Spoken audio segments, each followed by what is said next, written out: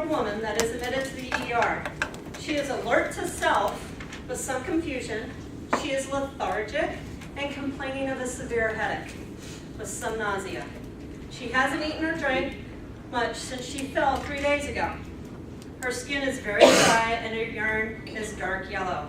She has some weakness on her left side.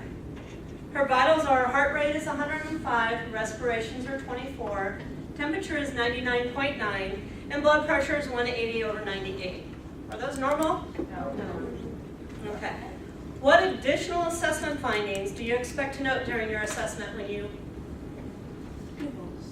Pupils. What are we looking for in pupils? Reactive. Equal, reactive. What else? Okay. Okay. What else? Yeah, perla. What else are we going to look for during our assessment? Take a look at cognition. Huh? I heard two different things, sorry. Vision. Vision, okay. You could ask her, is she having any blurry vision, double vision? What else are we going to look for during our assessment? Maybe ask her, does she remember falling? And did she make lose consciousness? Okay. What else are we going to assess? Other left-sided problems. Motor skills. Speech is one, but how am I going to assess if she's weak on the left side or not? Her Anna? It'll Exactly, have her grasp. Is she equal? No. But, okay, we did her upper extremities. How am I going to assess her lower? Exactly, we want to assess that, correct? Okay, those are some additional findings we're going to get, correct? Okay, we're looking at the Glasgow Coma Scale. What numbers did we get? For your eye response, you have spontaneous. I walk in the room, you're wide awake. I walk in the room, and you respond to, hi Jordan, I'm Susan, I'm going to be your nurse today. You open your eyes. Then you got pain and then you have nothing. What do you think she would be like if we were to walk into her room? A 3? Do you think more to voice than I walked in the room and she's going to be wide awake? What was the key thing up at top that told you she probably wouldn't open the spontaneous? Exactly. She's completely out of it. So odds are she's keeping her eyes closed. What about verbal? She's confused, so You don't think she's orientated? Why is that? because she's just to herself. And she's only, during your assessment, she's only alert to self. So confusion. So we got a 4 out of that one. So we've got a 3 and a 4 right now, right? What about motor response? Do you think she followed every command you asked her to do when you did your assessment? Because she's confused. Okay, but do you think she would localize to pain stimuli? That if I was to pinch her arm or squeeze her finger, she would react to it. If I was to do her toe, she'd react to it. So you think she'd be a 5? Yeah. Flection's more coming. So what total do we have? Oh. So is she at a risk?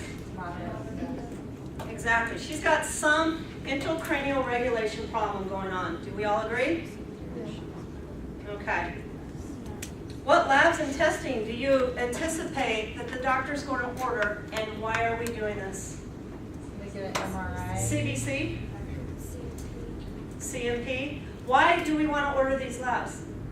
She hasn't eaten or drank since her fall, so her electrolytes. Why do you think her electrolytes? What was the key thing that I said in here that her electrolytes are off, besides just eating and drinking? Her urine was dark yellow, so what does that tell you? She's dehydrated, correct. What else are we going to look for? There's another key thing when you did her vitals that tells you something's going on with her body. Her temperature is up, and if your temperature is up, what does it kind of tell you your body's doing? Fighting something. What about blood pressure? It's high. It's high. Indication, dehydration, and other things going on. Also her heart rate and respirations. She's working harder to sustain oxygen in her body, correct? So do you see how this is all working with your intracranial regulation? And how it's all kind of coming together and how you're putting it together?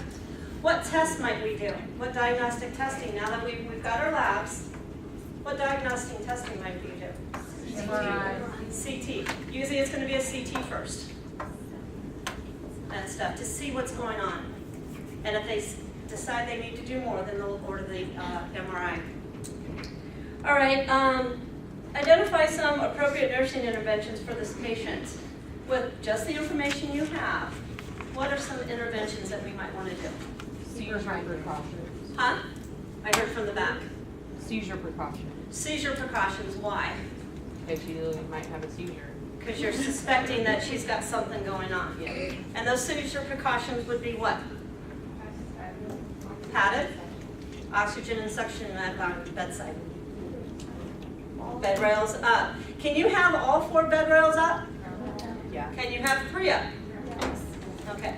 You can have 3 up without a doctor's order. But if you put 4 up, you have now put your patient in restraints and you must have a doctor's documentation for that. So you have to have an order, and that order has to be filled every 24 hours. So keep that in mind, never have all 4 up. Dimming lights. What about she has a ton of visitors coming in? What do you want to do maybe? Limit the visitors. Exactly. What else would we want to do for this patient maybe?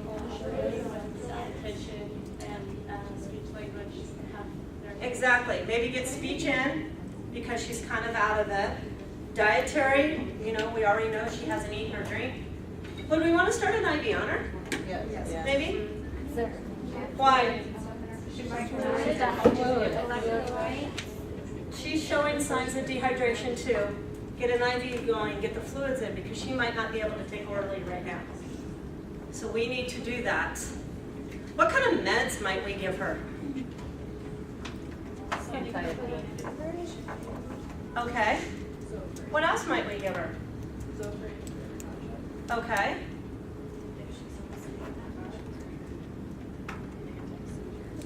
Maybe. That's a touch and go. What else are we looking at that's extremely high? Blood pressure. If you got fluids and stuff in her though, that might come down. And it might. Vitals might change if you just get her off the And that is true. What other interventions can we do for this young lady?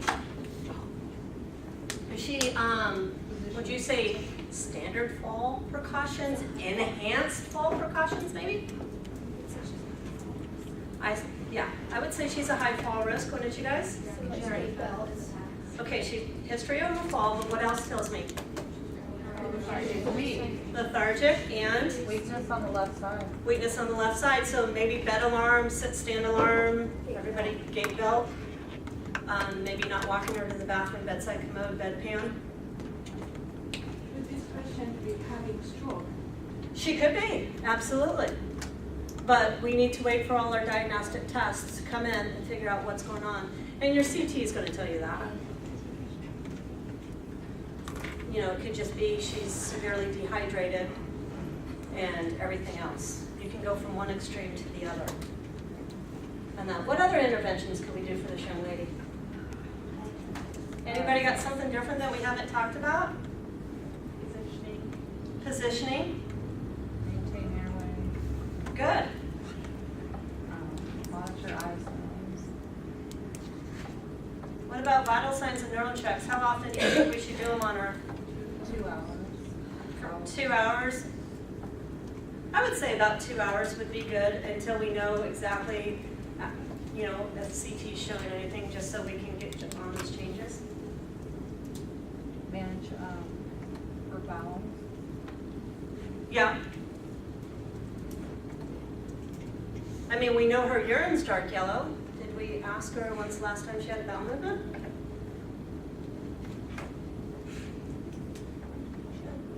That can be another factor to give you a hint. Everything's slowing down in her system. Her heart's not, but everything else could be slowing down. She also need to provide her with patient education. Huh? Provide patient education. Great. It's a key factor, you guys. They will push education to you all the time. It's important to educate your patients. Even if they don't seem like they know it, educate them when you walk in and say, I'm doing this because, you know, I'm taking your vitals to, you know, see how you're doing this morning. I'm taking your temperature to see if you have a temperature. You know, in a way, you're kind of educating them to what you're doing, and you're letting them know. Anybody come up with something unique and different?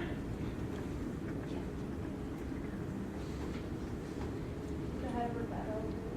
Correct. Good. So what did we learn from this? It gets you thinking, doesn't it? Because we really don't know. Did she have a stroke? Does she have edema going on? Does she have increased cranial pressure? You know, we know she did something to her head because she hit it, and all the signs are showing. She's got mental status change. She's got weakness. She's lethargic. You know, she's not acting her normal self. So it gets you thinking. From the low end of actually it could just be dehydration to the high end that somebody mentioned she could have a bleed and didn't know it. So did this kind of teach you to think a little? That was my goal. Yes? Okay, any questions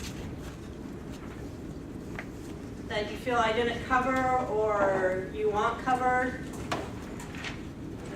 I have kind of a question, but on your presentation, when you said that cranial pressure fusion also be adding Traumatic brain injury. And if you'll see earlier on the slide, I put traumatic brain injury and I put TBI.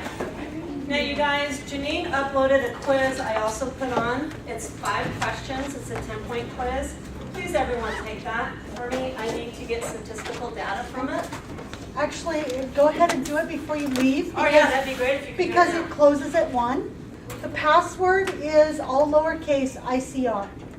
So, It's called under week 6 Susan's and it says quiz. Susan's quiz. is this for? This is your attendance. Okay, Yep. so our is what? ICR, lowercase. And this is your attendance to class today, but I also need it for my information.